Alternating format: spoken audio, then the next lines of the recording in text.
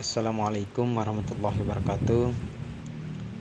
Baik teman-teman, hari ini kami dari kelompok 12 mata kuliah filsafat agama akan melanjutkan presentasi yang sudah ditugaskan oleh dosen, dan kami dari kelompok 12 itu terdiri dari 3 orang, yaitu yang pertama saya sendiri Muhammad Taufik Hidayat,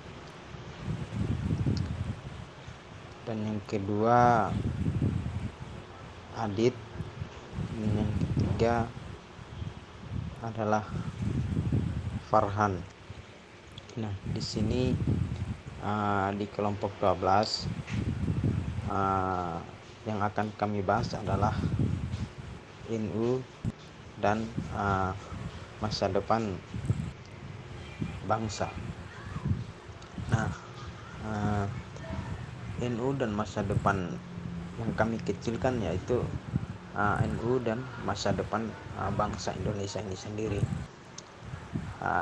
Tentu kita lihat bahwa Nahdlatul Ulama atau seringkali disingkat dengan NU telah mengalami perjalanan panjang sebagaimana organisasi mendekati 100 tahun. Dalam perjalanan yang begitu panjang, NU telah memberikan sumbangsi besar bagi agama, masyarakat, bangsa, dan juga negara. Sebagai organisasi, tentu NU ini sendiri mengalami dinamika dari organisasi yang dilihat hanya sebelah mata dan dianggap ketinggalan zaman menjadi organisasi yang dianggap bagus tanpa celah. NU tidak pernah secara resmi dan formal berpolitik praktis, namun kecenderungan pilihan pada salah satu kontestan politik selalu terlihat dari berbagai manuver sejumlah tokohnya.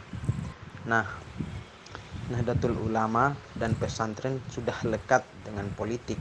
Di dalam keilmuan Islam dikenal kitab-kitab fikih siasah yang mempelajari politik. Kepedulian NU terhadap politik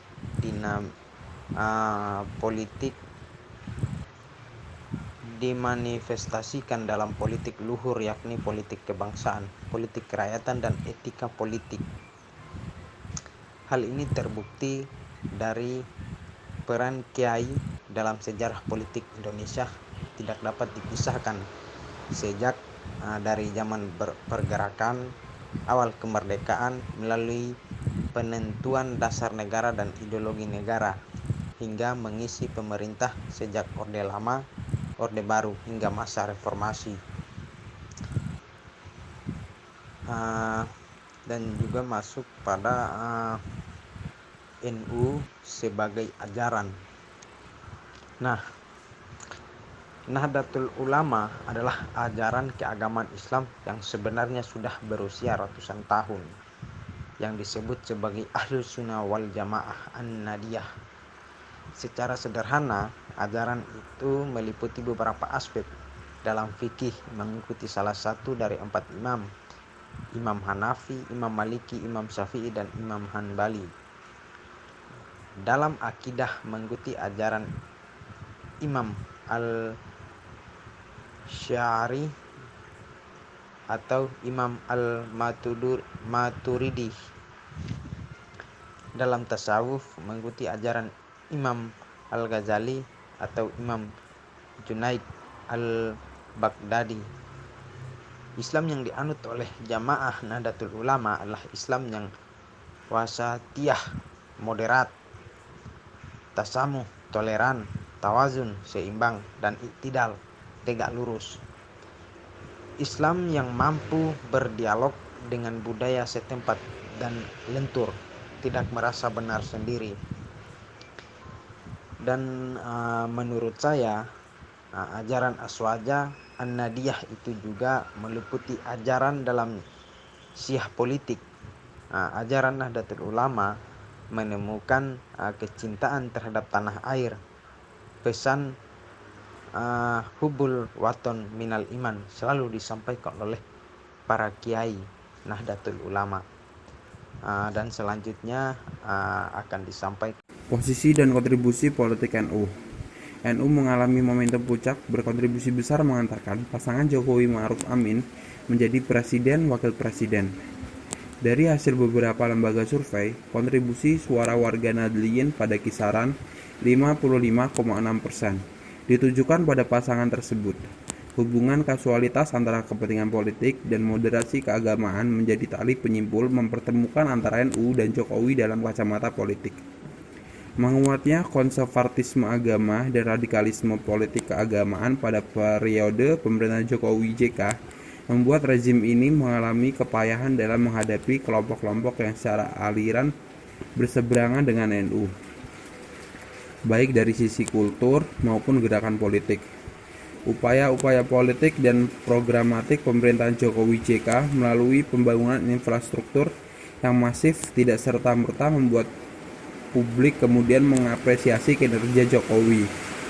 Justru malah menjadi blunder politik karena dianggap meningkatkan utang negara secara signifikan.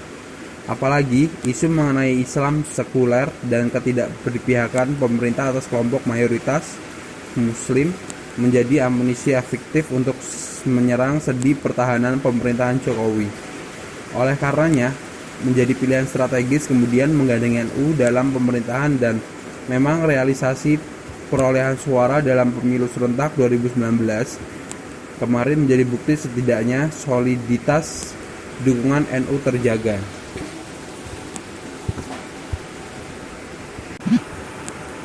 Rekam jejak kader NU di pemerintahan Jokowi JK 2014 sampai 2019.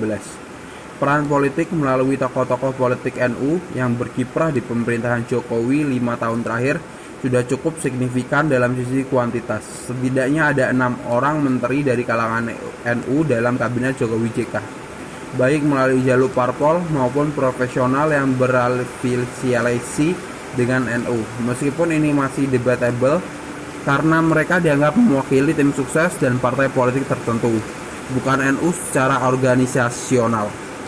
Namun demikian, setidaknya para tokoh yang berkiprah di pemerintahan Jokowi tersebut dapat mendeskripsikan peran NU mendapat proporsi signifikan. Belum yang menduduki sebagai duta besar, jabatan komisaris di sejumlah BUMN. Namun demikian, patut diakui juga bahwa kinerja para tokoh NU di pusaran pemerintahan ini masih rata air. Belum ada gebrakan signifikan yang mewarnai roda pemerintahan 5 tahun ke belakang. Bahkan ironisnya justru kader NU, kalau tidak dapat dikatakan tokoh PKB, Menteri Desa dan Pembangunan Daerah tertinggal, Mendes PDTT, terpaksa turun jabatan karena terkena reshuffle. Masih di kementerian yang sama, teranyar, BPK menemukan adanya biaya perjalanan dinas ganda atau tidak sesuai ketentuan di sejumlah kementerian dan lembaga. Temuan ini terungkap dalam ikhtisar hasil pemeriksaan semester 1 IHPS 1 2019. 2 tahun sebelumnya, 2016, juga mencuat kasus dugaan suap pada pemberian opini wajar tanpa pengecualian WTP dari Badan Pemeriksa Keuangan BPK RI terhadap laporan keuangan Kemendes BDTT tahun 2016. Baik, selanjutnya saya akan melanjutkan presentasi dari teman saya.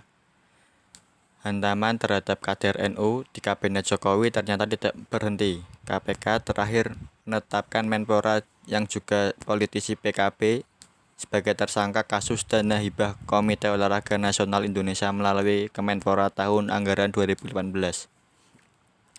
Menjelang pelantikan Presiden, berbagai survei dilakukan untuk menjaring aspirasi para bakal menteri di Kabinet Jokowi Ma'ruf ke depan. Ada beberapa clue yang duduk dalam formasi kabinet ke depan. Pertama, dari komposisi profesi akan menggabungkan kader parpol dan kalangan profesional.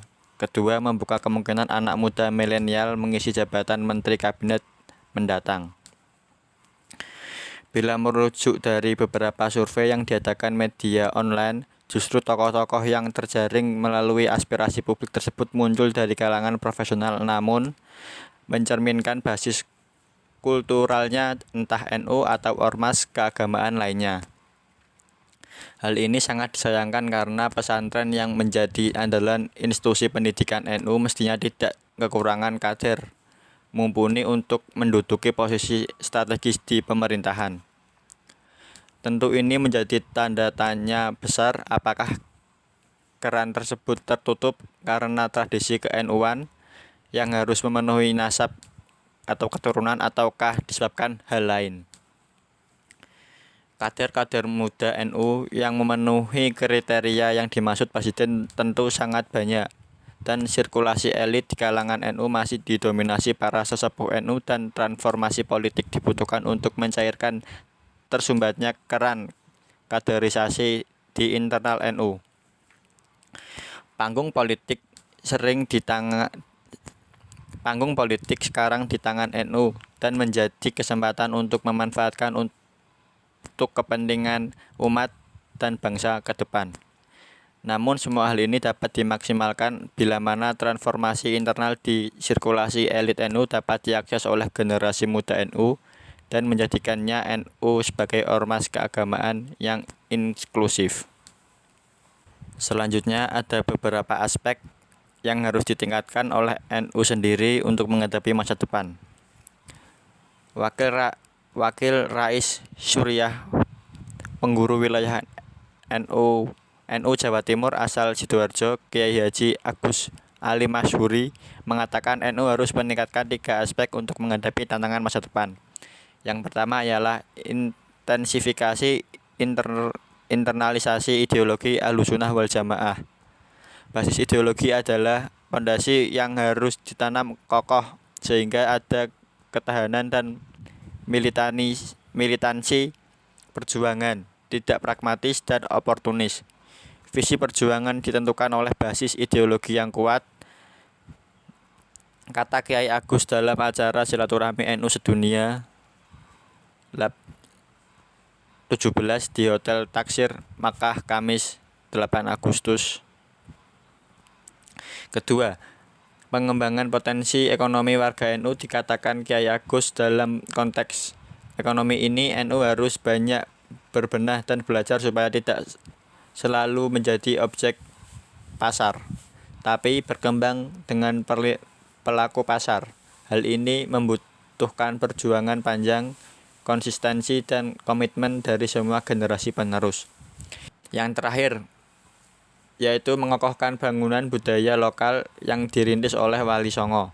Antara lain, acara tahlilan, manakipan, dan selamatan harus dilestarikan karena bisa menguatkan basis kultural NU dan warganya. Cukup sekian dari kelompok kami. Apabila ada kesalahan penggunaan kata atau terdapat kata-kata yang tidak berkenan, mohon maaf sebesar-besarnya. Wabillahi taufik wal hidayah. Wassalamualaikum warahmatullahi wabarakatuh.